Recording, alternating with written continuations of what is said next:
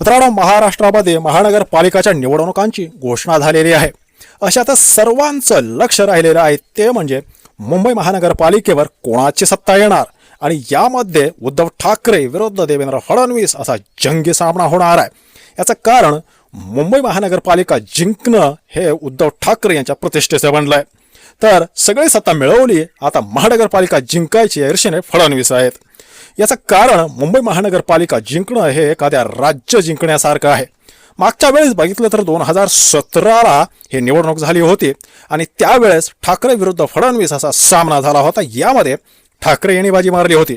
मात्र या व्हिडिओमध्ये आपण पाहणार आहोत की आता सध्याची परिस्थिती बघितली आणि ठाकरे बंधू जे एक झालेले आहेत त्यावरून आत्ता निवडणूक झाली तर कुठल्या पक्षाला नेमके किती जागा मिळतील, कोणाची सत्ता येईल आणि कोणाचे नगरसेवक किती निवडून येतील.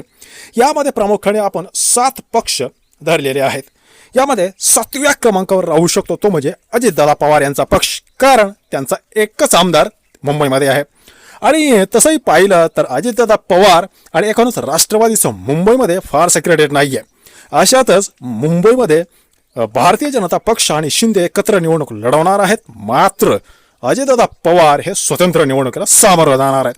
त्यामुळे जेमतेम अजितदादा यांच्या गटाला 4 नगरसेवक निवडून येण्याची शक्यता वर्तवली जाते. त्यानंतर 6व्या क्रमांकावर राहू शकतो तो म्हणजे शरद पवार यांचा पक्ष. अर्थातच शरद पवार हे उद्धव ठाकरे यांच्या सोबत जाण्याची शक्यता आहे. असं असलं तरी त्यांच्या पक्षाला जवळपास 7 नगरसेवक निवडून येण्याचे संकेत मिळत आहेत. त्यानंतर 5व्या क्रमांकावर राहू शकतात एकनाथ शिंदे. याचं कारण शिंदे यांचं मुंबईमध्ये फारसं वर्चस्व नाही. त्यांनी माजी नगरसेवक किती फोडले असले तरी वाहत्या गंगेत हात धुवून घेण्यासाठी या नगरसेवकांनी उड्या घातल्यात आणि पक्षप्रवेशावेळी ठाकरे बंधू एकत्र येतील याची पुसटशी कल्पना या नगरसेवकांना नव्हती. त्यामुळे आता हे नगरसेवक अडचणीत सापडलेत. तसंही पाहिलं शिंदेना बाकीच्या ठिकाणी यश भेटलं, मात्र मुंबईमध्ये त्यांचा एकमेव खासदार 40 मतांनी आणि 5 ते 6 आमदार आले. अर्थात त्यामध्ये मनसेचा वाटा होता. आता मनसे हे उद्धव ठाकरे यांच्या सोबत आहे. याचा फटका सर्वाधिक एकनाथ शिंदे यांना बसणार आहे आणि त्यामुळे शिंदे यांचे फार तर 12 ते 14 नगरसेवक निवडून येऊ शकतात, कारण त्यांचा मुंबईमध्ये एकच खासदार आहे. त्यानंतर 4थ्या क्रमांकावर राहणार आहे तो म्हणजे काँग्रेस ठाकरे बंधू यांच्या सोबत येणार नाही हे जवळपास आता स्पष्ट झालंय आणि त्यामुळे काँग्रेस स्वतंत्रपणे निवडणुकीला गेली तर याचा फटका काँग्रेसला सुद्धा बसू शकतो आणि त्यांचे जेमतेम 18 नगरसेवक निवडून येऊ शकतात. 3ऱ्या क्रमांकावर राहू शकतो आणि खूप इंटरेस्टिंग आकडा आहे तो म्हणजे महाराष्ट्र नवनिर्माण सेना 3ऱ्या क्रमांकावर राहू शकतो आणि त्यांचे 26 नगरसेवक, जे की पहिल्यांदा पक्ष स्थापन झाल्यानंतर सर्वाधिक यश जे मिळवलं होतं ती संख्या मनसे गाठू शकतात, राज ठाकरे गाठू शकतात आणि जवळपास 26 नगरसेवक मनसेचे मुंबई महानगरपालिकेमध्ये निवडून येऊ शकतात. त्यानंतर 2ऱ्या क्रमांकावर आणि पहिल्या क्रमांकासाठी म्हणजे पहिल्या 2 क्रमांकासाठी उद्धव ठाकरे आणि देवेंद्र फडणवीस यांच्यामध्ये घासून लढाई होणार आहे.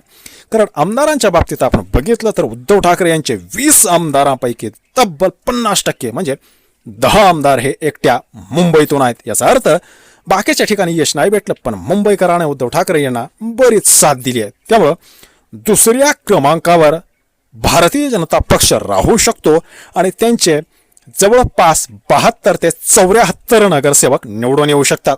तुम्हाला माहिती असेल मागच्या निवडणुकीच्या वेळेस फडणवीस यांनी संपूर्ण ताकद लावली होती, त्यावेळेस त्यांचे 82 नगरसेवक निवडून आले होते.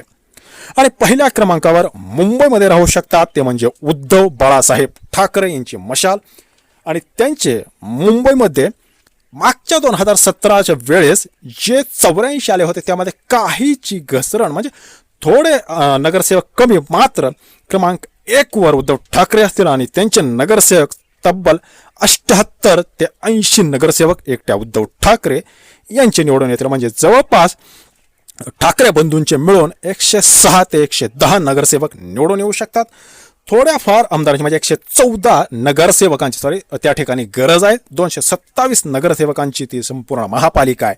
त्यामुळं 4-2 नगरसेवकांची गरज ठाकरे बंधू यांना भासेल, पण ठाकरे बंधूच्या एकत्रित येण्याचा सर्वाधिक फटका बसतोय तो म्हणजे एकनाथ शिंदे यांना.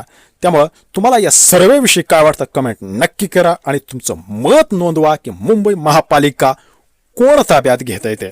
व्हिडिओ आवडला असेल तर लाईक जरूर करा आणि तुम्ही कमेंटमध्ये नक्की व्यक्त व्हा. धन्यवाद.